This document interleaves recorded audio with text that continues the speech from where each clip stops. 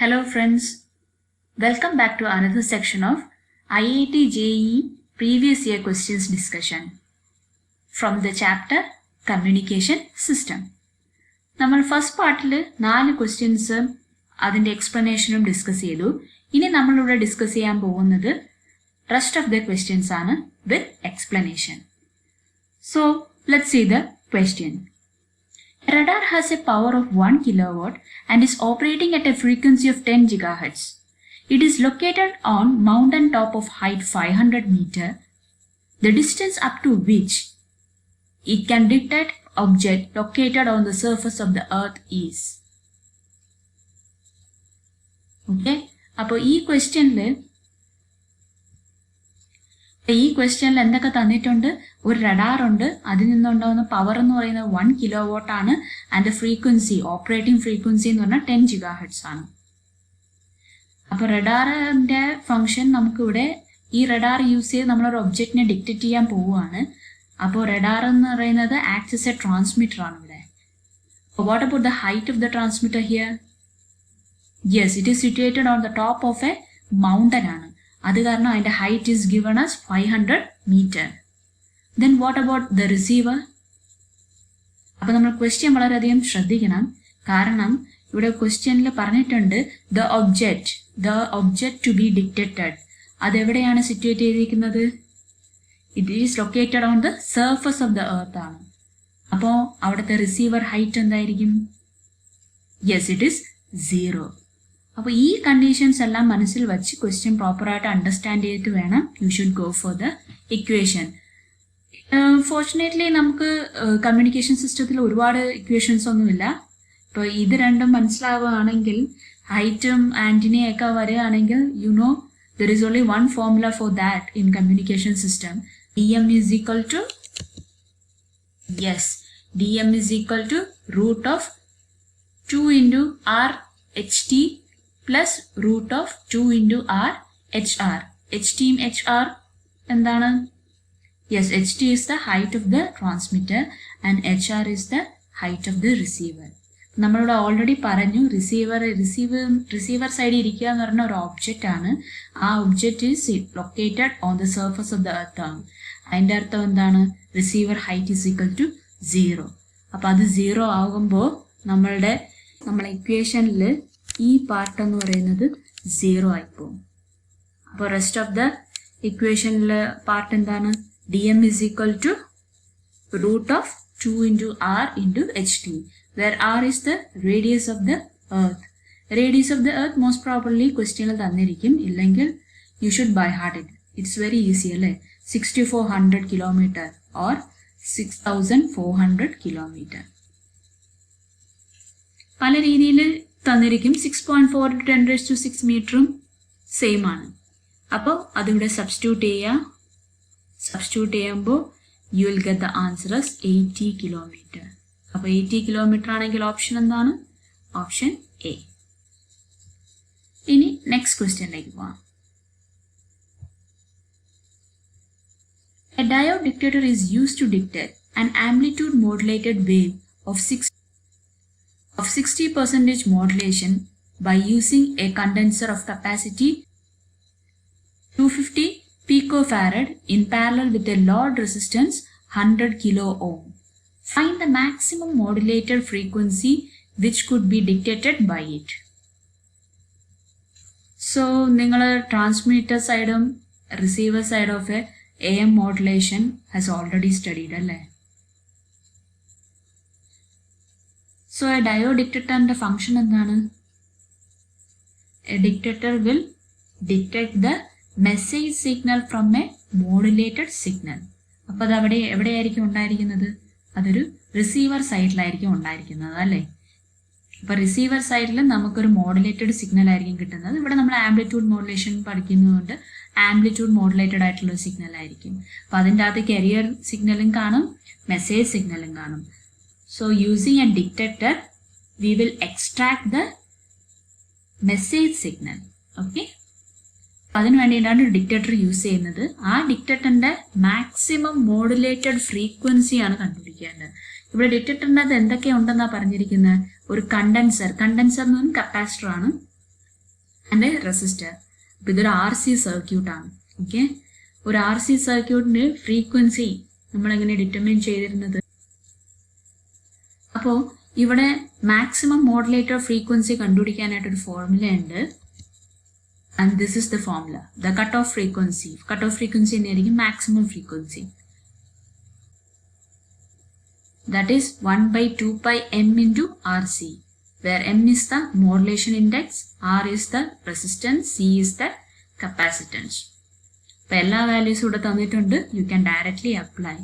60% എന്ന് പറയുന്നത് ഇവിടെ വരുമ്പോൾ ഇറ്റ് ബിക്കം 0.6 ആയിട്ട് വേണം എഴുതാൻ. ഒരിക്കലും 16 എഴുതരുത്. ദെൻ 100 കിലോ ഓം ആയതുകൊണ്ട് 100 into 10⁻³ ആണ്. ആൻഡ് 250 pico farad ആണ്. 250 pico faradനെ what is pico? 1 pico is equal to 10⁻⁻12. അതാണ് 1 pico. 1 nano is equal to 10⁻⁻9. And finally 1 micro, which is equal to 10⁻⁻6.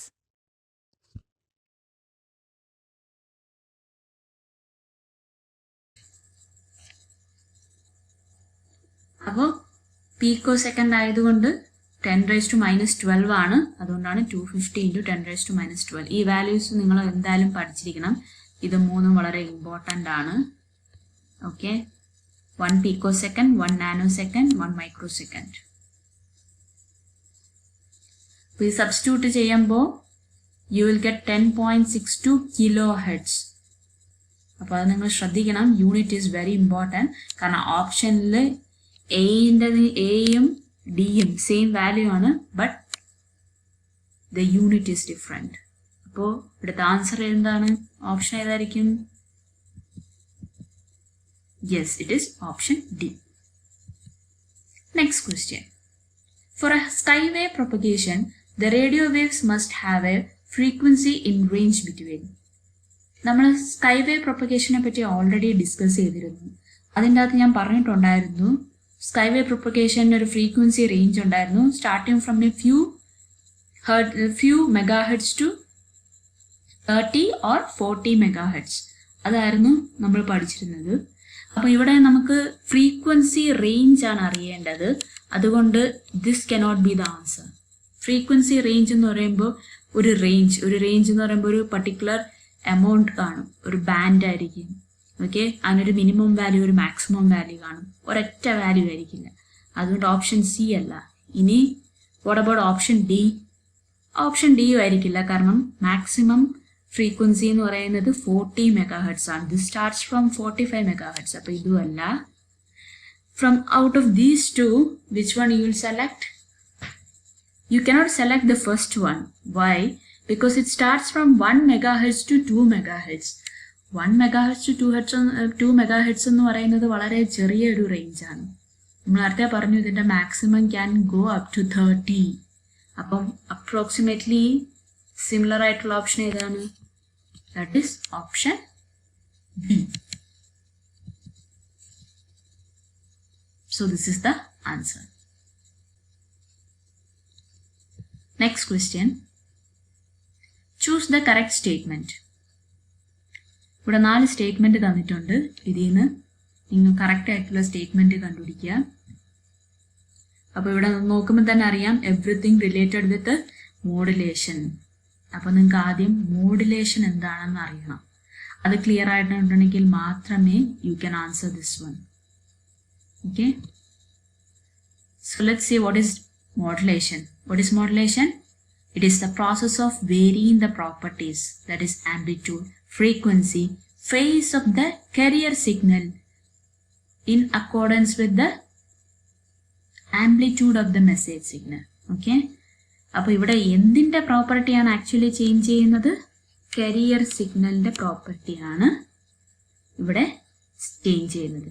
Carrier സിഗ്നലിൻ്റെ property change ചെയ്യുന്നതിനനുസരിച്ചാണ് പല type of modulation scheme exist ചെയ്യുന്നത്. അതൊക്കെയാണ് amplitude modulation, frequency modulation and face modulation. അങ്ങനെ 3 എണ്ണം ഉണ്ട്. Okay, അപ്പം ഇതെല്ലാം vary ചെയ്യുന്നത് in accordance with what? Amplitude of the message signal. അപ്പം മെസ്സേജ് സിഗ്നലിനനുസരിച്ചിട്ടാണ് ഈ കാരിയർ വേവിൻ്റെ ഓരോ പ്രോപ്പർട്ടി ലൈക്ക് ആംപ്ലിറ്റ്യൂഡോ ഫ്രീക്വൻസിയോ ഫേസോ ചേഞ്ച് ചെയ്യുന്നത്. അപ്പോൾ ആംപ്ലിറ്റ്യൂഡ് മോഡുലേഷൻ എന്ന് പറയുന്നത് the process of varying the amplitude of the carrier signal in accordance with the amplitude of the message signal. carrier സിഗ്നലിൻ്റെ properties ആണ് change ചെയ്യുന്നത്, മെസ്സേജ് സിഗ്നലിൻ്റെ അല്ല. ചിലപ്പം കരിയർ സിഗ്നൽ എന്ന് മാത്രം പറയും, ചിലപ്പോൾ ഹൈ ഫ്രീക്വൻസി സിഗ്നൽ എന്ന് പറയും. ഓപ്ഷൻസിൽ നിങ്ങൾക്ക് കാണാം ഹൈ ഫ്രീക്വൻസി എന്നിരിക്കുന്നത്. ഒരു കാരിയർ സിഗ്നൽ എപ്പോഴും ഹൈ ഫ്രീക്വൻസി തന്നെ ആയിരിക്കും. അതുപോലെ മെസ്സേജ് സിഗ്നൽ എപ്പോഴും ലോ ഫ്രീക്വൻസി. മെസ്സേജ് സിഗ്നൽ എന്ന് പറയും, ഓഡിയോ സിഗ്നൽ എന്ന് പറയും, ഇതെല്ലാം സെയിം ആണ്.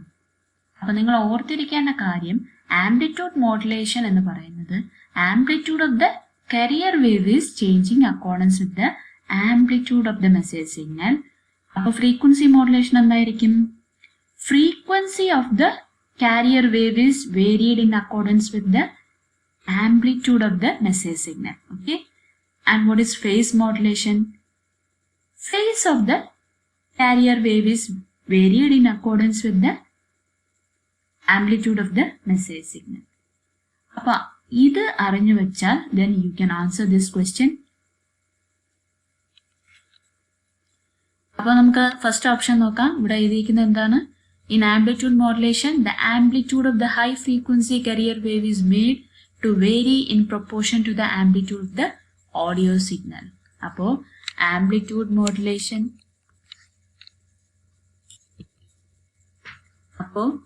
ആംപ്ലിറ്റ്യൂഡ് മോഡുലേഷൻ, ആണ് സംഭവം.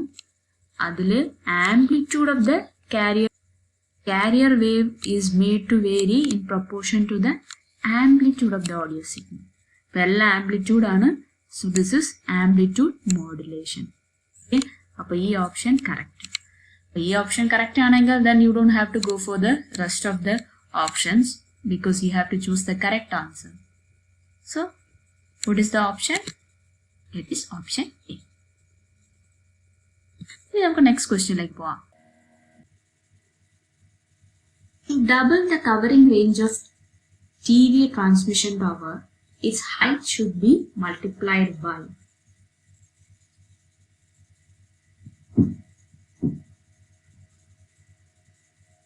ഇതിന്റെ എക്സ്പ്ലനേഷൻ എന്താണ്? ഇതിന്റെ എക്സ്പ്ലനേഷൻ റേഞ്ചിന്റെ ഇക്വേഷൻ ആണ് നമ്മളിവിടെ യൂസ് ചെയ്യുന്നത്. And that is equal to 2RH.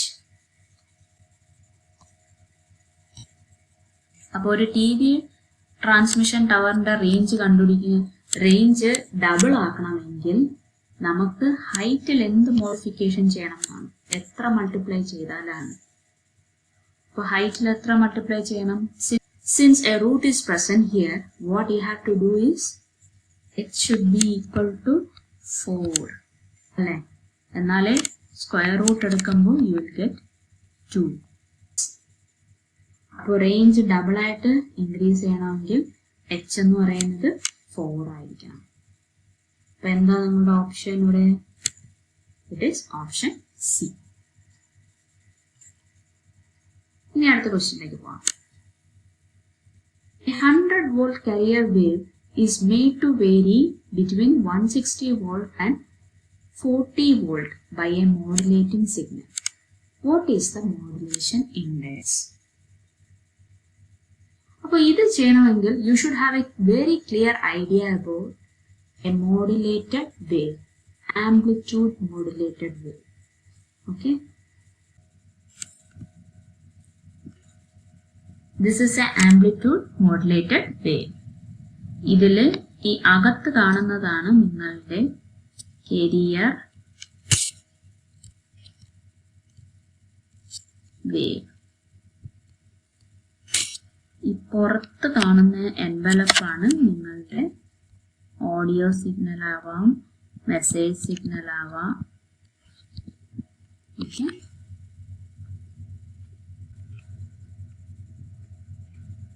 അപ്പോൾ ഇവിടെ പറഞ്ഞിരിക്കുന്നത് carrier വേവിന്റെ amplitude is made to vary between 160 volt to 40 volt ആണ്. ഓക്കെ, അപ്പോൾ ദിസ് ഈസ് ആക്ച്വലി ഇതിന്റെ മാക്സിമം വോൾട്ടേജ്. എപ്പോഴും y ആക്സിസ് ആണ് വോൾട്ടേജ് കാണിക്കുന്നത്. മാക്സിമം വോൾട്ടേജ് ഈ മാക്സിമം ഞാൻ ഇവിടെ എഴുതാണ്. ഈ മാക്സ് ഇതിന്റെ ഈ മിനിമം എന്ന് പറയുന്നത് ഈ പോയിന്റ് ആണ്. ഓക്കെ, ഇതാണ് അതിന്റെ മിനിമം വോൾട്ടേജ്. ഇതാണ് ഇതിന്റെ മിനിമം വോൾട്ടേജ്. അപ്പൊ ഇതിന്റെ എക്സ്പ്ലനേഷൻ എന്തായിരിക്കും?